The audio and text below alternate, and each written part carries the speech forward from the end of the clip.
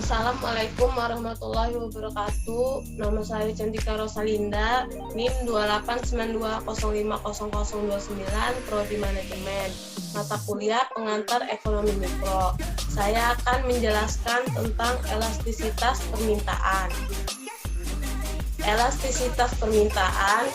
Elastisitas permintaan adalah suatu pengukuran kuantitatif yang menunjukkan sampai di mana besarnya pengaruh perubahan harga terhadap perubahan permintaan. Elastisitas permintaan ditunjukkan dengan rasio persen perubahan jumlah permintaan dan persen perubahan harga. Ketika elastisitas permintaan suatu barang menunjukkan nilai lebih dari 1, maka permintaan terhadap barang tersebut dikatakan elastis, di mana besarnya jumlah barang yang diminta sangat dipengaruhi oleh besar kecilnya harga. Sementara itu, barang dengan nilai elastisitas kurang dari 1 disebut barang inelastis, yang berarti pengaruh besar kecilnya harga terhadap jumlah permintaan tidak terlalu besar. Manfaat elastisitas permintaan.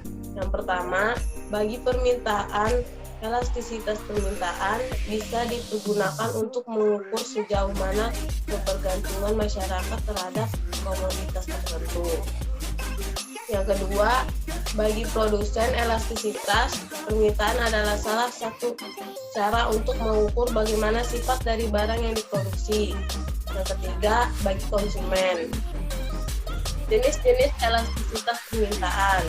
Elastisitas harga, price elasticity of demand. Elastisitas harga permintaan mengukur sebesar banyak permintaan barang dan jasa atau konsumsi. Berubah ketika harganya berubah. Elastisitas permintaan ditunjukkan dalam bentuk persentase. Perubahan atas kuantitas yang diminta sebagai akibat dari 1% perubahan harga. EP sama dengan persentase perubahan jumlah barang yang diminta. Persentase perubahan harga, rumusnya EP sama dengan P per Q dikali delta Q per delta P. Yang pertama, angka elastisitas harga. A. Elastisitas ED besar dari 1, permintaan terhadap suatu barang dikatakan elastis.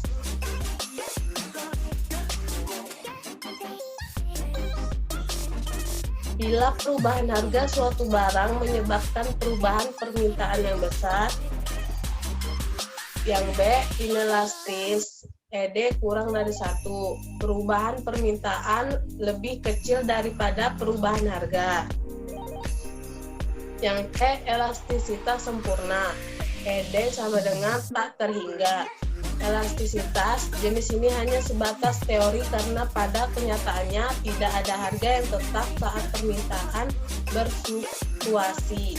Yang D, inelastis sempurna, ED sama dengan 0, hampir sama seperti inelastis. Biasanya inelastis sempurna berlaku untuk barang-barang komoditi internasional yang harganya sudah ditentukan secara internasional. Yang E, uniter elastis, ED sama dengan 1. Presentasi perubahan harga sama dengan presentasi perubahan permintaan.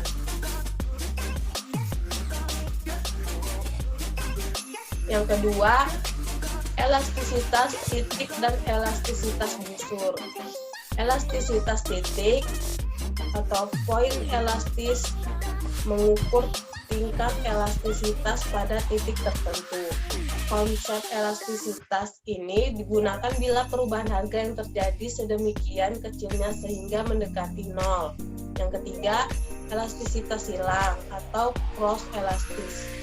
Koefisien yang menunjukkan sampai di mana besarnya perubahan permintaan terhadap suatu barang apabila terjadi perubahan terhadap harga barang lain. Dinamakan elastisitas permintaan silang atau dengan ringkas elastisitas silang. Yang keempat, elastisitas pendapatan atau income elastis.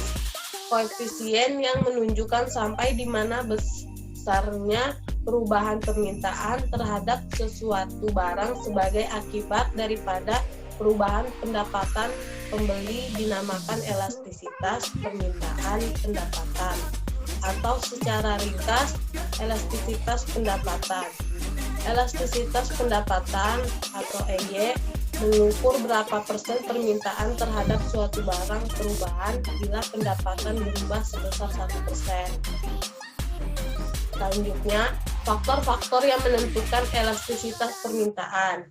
Yang pertama, banyaknya barang pengganti yang tersedia. Yang kedua, presentasi pendapatan yang dibelanjakan. Yang ketiga, jangka waktu analisis. Yang keempat, produk mewah versus kebutuhan. Yang kelima, perubahan harga dan barang yang diminta. Sekian dari saya, kurang lebihnya mohon maaf. Wassalamualaikum warahmatullahi wabarakatuh.